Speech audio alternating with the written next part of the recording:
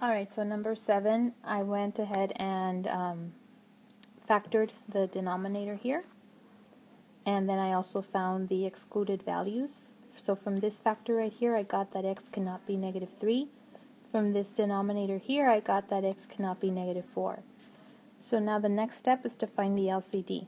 So here I have the 3 denominators, and what you do is you take out the greatest common factor. If all 3 of them have a common factor, take it out. But if only 2 of them have it, take that out. So in this case, 2 is a common factor. In the first one, I get x plus 3 is my other one. And then when I factor 2 out of 6, I get... Okay, when I factor 2 from 6, I get 3. And then 2 is not a factor in x plus 4, so you just bring that down. And now notice what you have left. You have these 3 that have nothing in common, no common factors. So once that's done, only one is, the greatest common factor. You bring them down, and you multiply all the outside.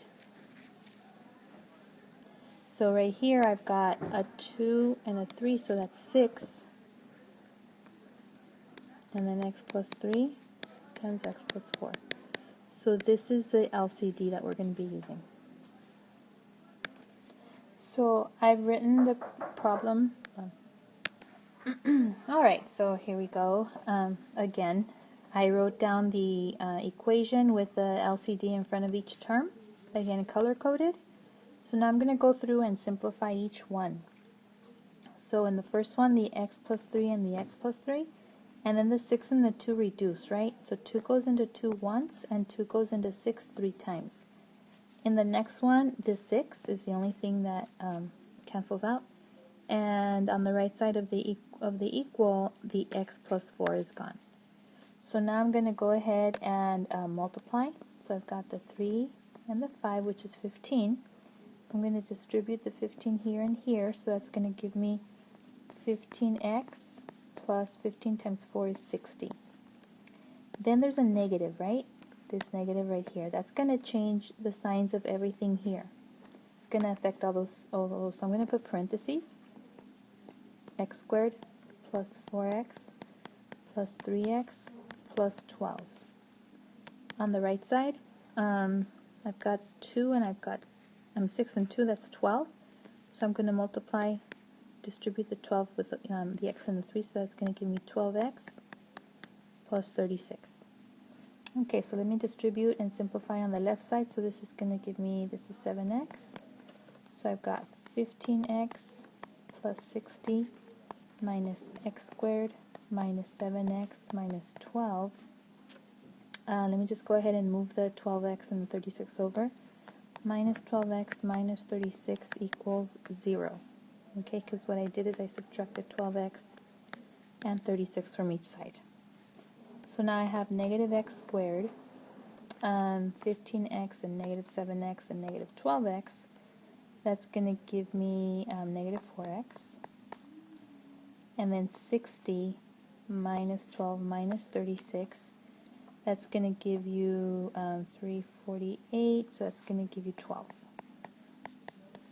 So factors of 12 that add up to negative 4 are negative 6 and positive 2. Before I do that, sorry, take it back.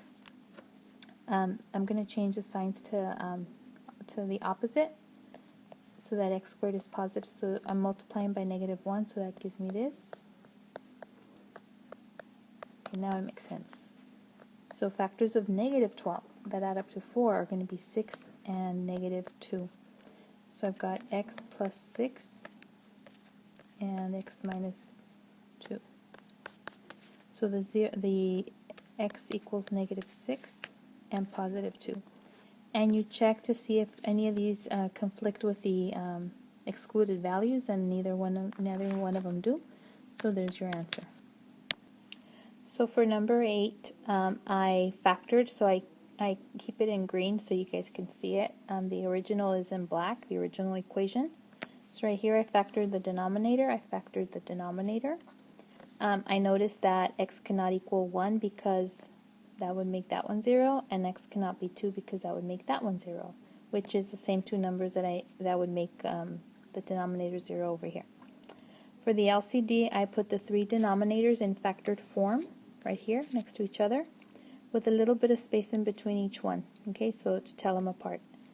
And so what you do is you look for a common factor in at least two of them, okay, so what I noticed is that the first two have x minus 2 in common. When you factor out x minus 2 from the first one, you're left with x minus 1. When you factor out x minus 2 from the second one, from the middle one, you're left with 1. And then the other one, just you bring it down. Okay?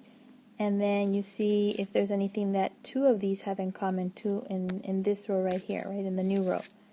So I have x minus 1. And when you factor out x minus 1, from the first one you get 1. The first one you just bring down, and from the last one you factor out x minus 1, you're left with 3. And then you bring out the least common multiple here is 1 of all three of them. And so it's just 1, 1, 3. So you multiply these, and that gives you the LCD. Alright, so for the LCD, after you multiply all of the outside terms right here, the outside factors, you get this as the LCD. So it's 3 times 1 times 1 times 1, that's 3, times this factor times that factor. So you get this. And so I went ahead and did the same thing I did on the other ones, where I color-coded all the LCD the same color right here, and then the black is the original equation. Okay, so now we're going to go through and simplify. So the x minus 2 and the x minus 2 is gone, x minus 1 is gone, x minus 2 over x minus 2, that's reduced, and then the 3 and the 3 and the x minus 1, x minus 1. Okay, so now what do we have left? In the first term, I only have 3 times 5, so that's 15. Right here I have a negative right here, so I know it's going to change everything after it. So I've got 3 times x and 3 times negative 1. So I'll put parentheses for now, like that. Equals, and on the right side I've got this times this. So I've got x squared plus 6x minus 2x minus 12. So I'm going to distribute the negative. So I got 15 minus 3x plus 3. Oh, let me just reduce. Might as well simplify. 6x minus 2x is 4x. So now this is 18, so I'm going to subtract 18. And this is minus 3, so I'm going to do plus 3x.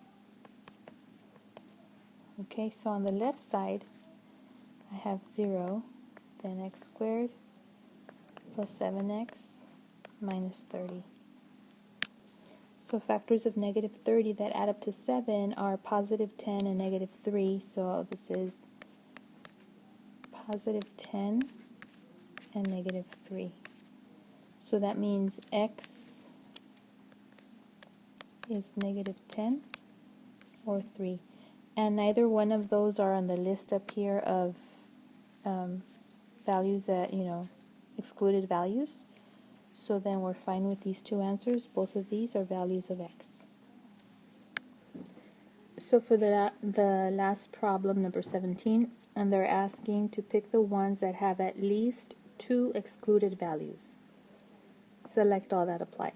So letter A only has 1 excluded value because you can't have 0 there and you can't have 0 there. And letter B can't be 2 and it can't be 0. So it can't be 2 because of here, and it can't be 0 here. So this one has at least 2 excluded values. Letter C, I can factor the denominator, factor out the 2, and I get x minus 6. So x cannot be 6, and that's the only one that is excluded. Letter D, the quadratic is x minus 5 squared. It's a perfect square trinomial, that's how it factors, so x cannot be 5. And again, it's the same factor there and the same factor there. For letter E, factors of 6 that add up to 5, that would be x plus 2 times x plus 3.